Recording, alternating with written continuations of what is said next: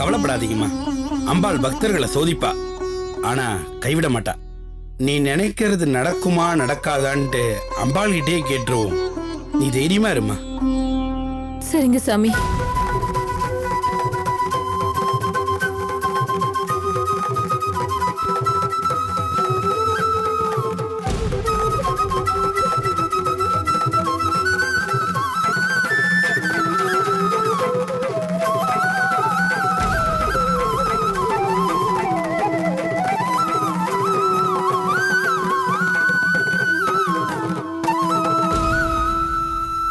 அம்மா தாயே, உட்காருமா.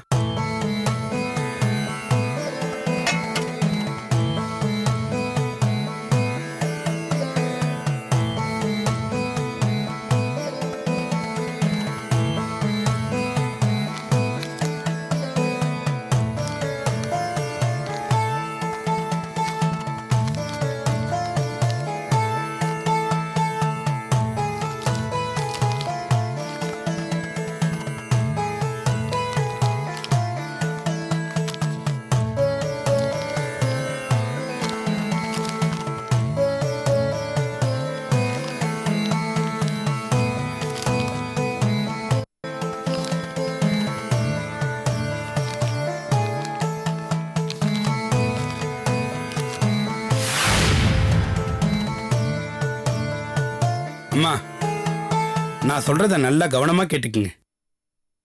இந்த பொட்டலத்தெல்லாம் அம்பாள் முன்னாடி போட்டு நல்லா கண்ணை மூடி அம்பாளை வேண்டிண்டு அதுலேருந்து ஒரு பொட்டலத்தை எடுத்து பிரிச்சு பார்க்கறேன். விபூதி வந்தா கஷ்டம்தான், குங்குமம் வந்தா நீ நினைச்ச காரியம் ஜெயந்தான். சரியாமா? சரிங்க சாமி.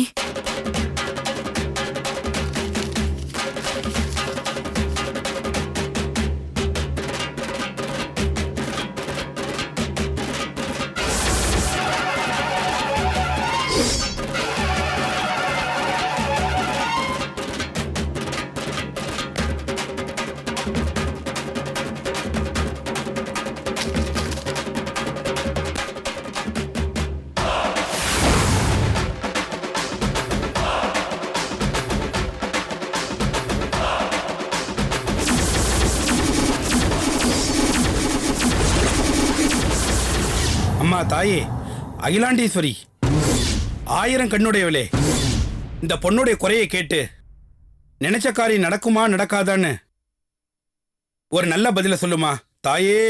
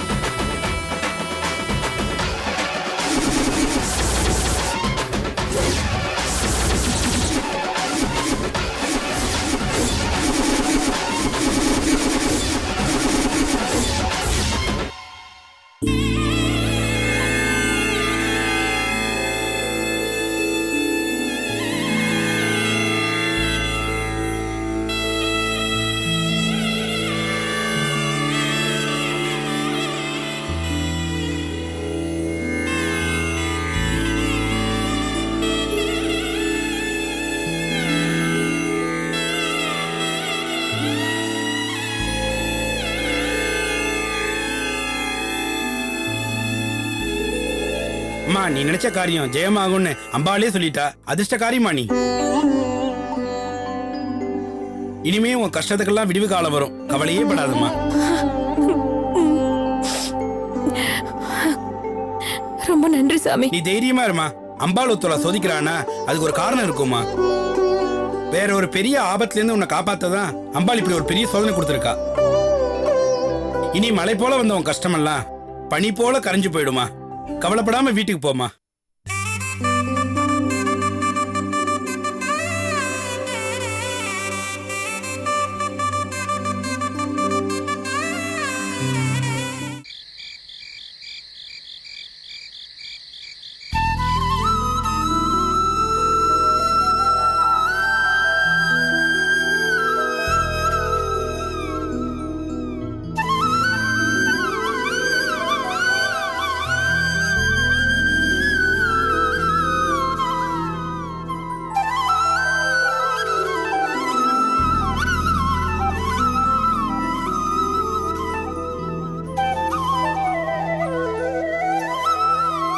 என்னங்க?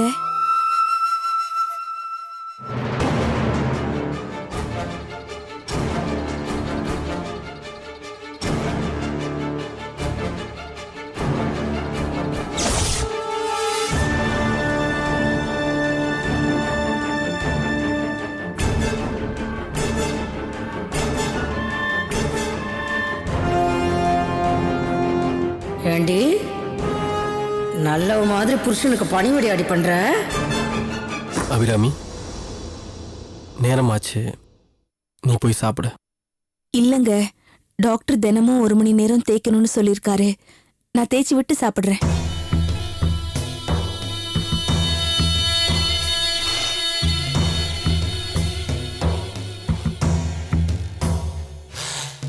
காலை பிடிக்கிற மாதிரி கழுத்தை பிடிக்க வாடி பாக்குற நீ.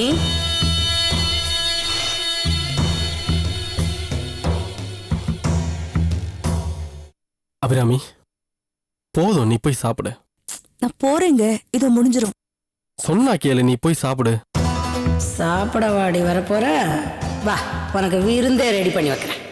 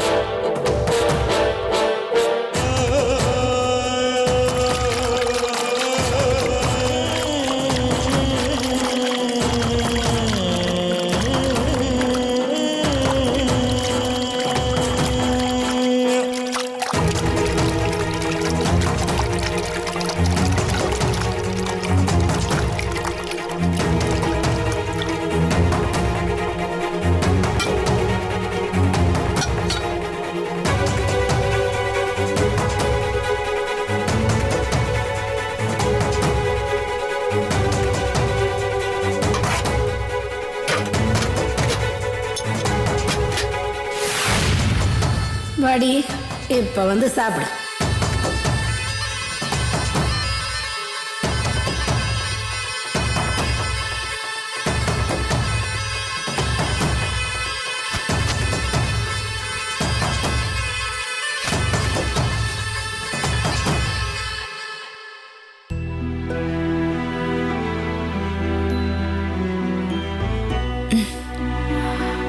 நீங்க ரெஸ்ட் எடுங்க, நான் போய் சாப்பிட்டு வந்துடுறேன். ம்? ம்.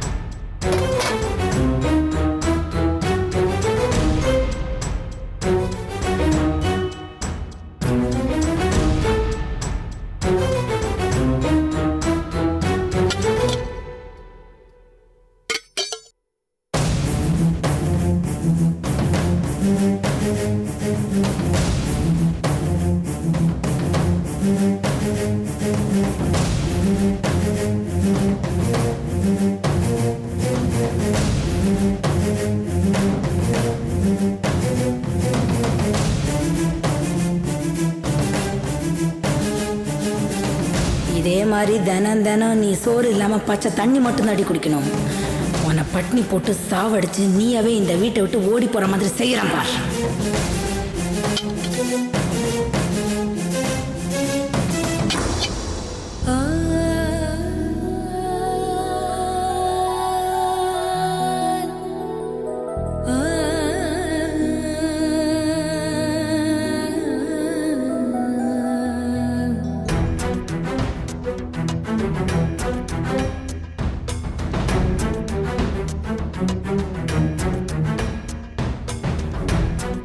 பசியோட வந்தவ சோறு இல்லாம ஏமாந்து போயிருக்கா. புருஷன்கிட்ட போய் இவ என்னை பத்தி என்ன போட்டு கொடுக்குறான்னு பார்க்கறேன்.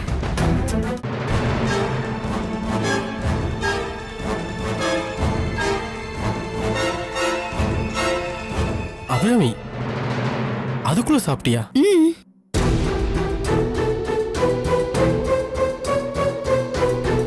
என்னத்த சாப்பிட்ட? சாப்பாடுதான். அம்மா உனக்கு எடுத்து வச்சாங்களா இல்லையா?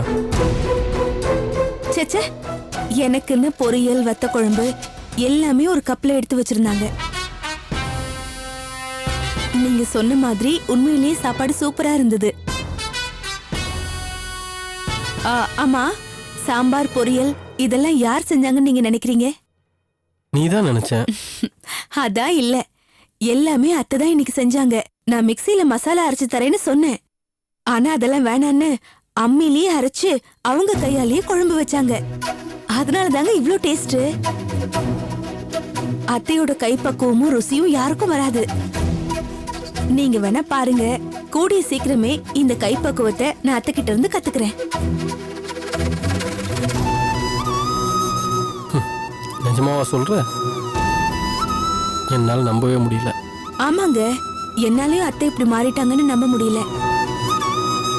நான் தான் ஹாஸ்பிட்டல்ல அத்தை என்கிட்ட அன்பா பாசமா நடந்துக்கிறாங்கன்னு சொல்லிக்கிட்டே இருந்தேன். நீங்க தான் நம்பவே இல்லை.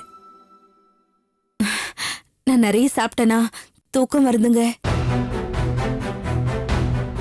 சரி, போய் படுத்துக்கோ.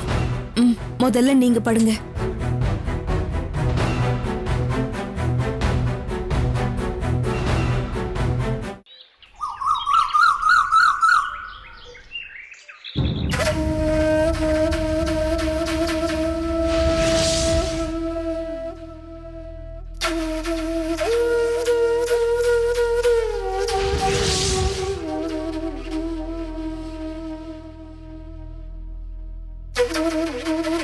அக்கா, அக்கா,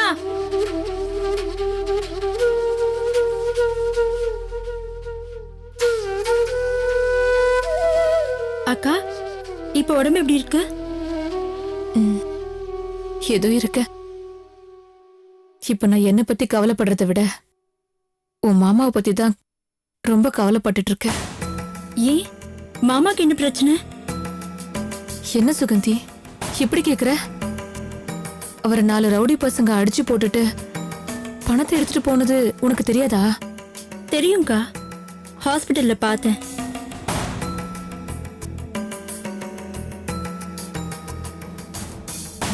சுகந்தி,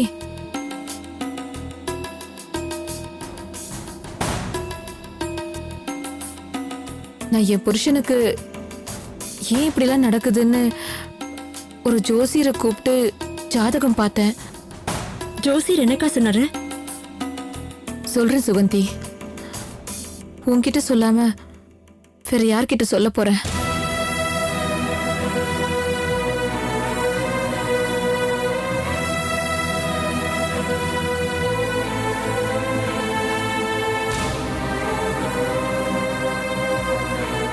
சுகந்தி, உனக்கு என் மேலையும் மாமா மேலையும் அக்கறை இருக்குல்ல? நாங்க 2 பேரும் நல்லா இருக்கணும்னு நீ நினைக்கிறதானே? என்னக்கா இப்படி கேக்குற? உன் மேலையும் மாமா மேலையும் பாசமும் அக்கறையும் எனக்கு நிறைய இருக்குன்னு உனக்கு தெரியாதா? தெரியும் சுகந்தி. அந்த நம்பிக்கையில தான் நான் இப்போ உன்கிட்ட மடிப்பிச்சு கேட்க போறேன். அக்கா, என்னக்கா இப்படி எல்லாம் பேசுற? முதல்ல என்ன பிரச்சனைன்னு சொல்லு.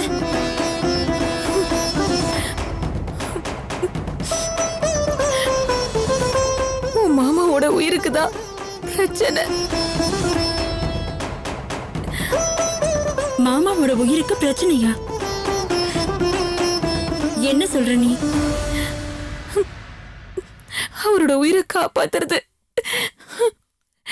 உன் கையில தான் இருக்கு. ஏன் கையிலையா? எனக்கு ஒண்ணுமே புரியலக்கா. புரியும்படியா சொல்ற சுகந்தி.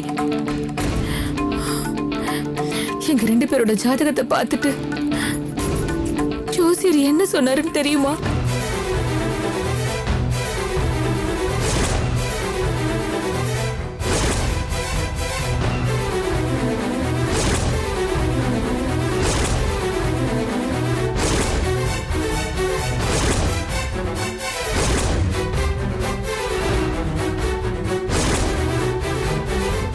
சுகந்தி, என் நிலைமை இப்போ உனக்கு புரியும் நினைக்கிறேன். இந்த கண்டத்துல இருந்து என் புருஷனை காப்பாத்த வேண்டியது என்னோட கடமை. அந்த பொறுப்பை இப்ப நான் உன்கிட்ட ஒப்படைக்கிறேன். உன்னை விட்டா எனக்கு வேற யாரு இருக்கா சுகந்தி?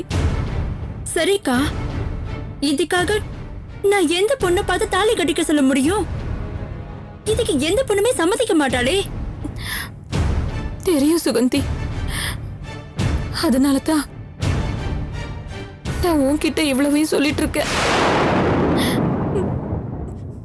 நீதான் எனக்காக என் புருஷன் கட்டுற தாலியை ஏத்துக்கணும்.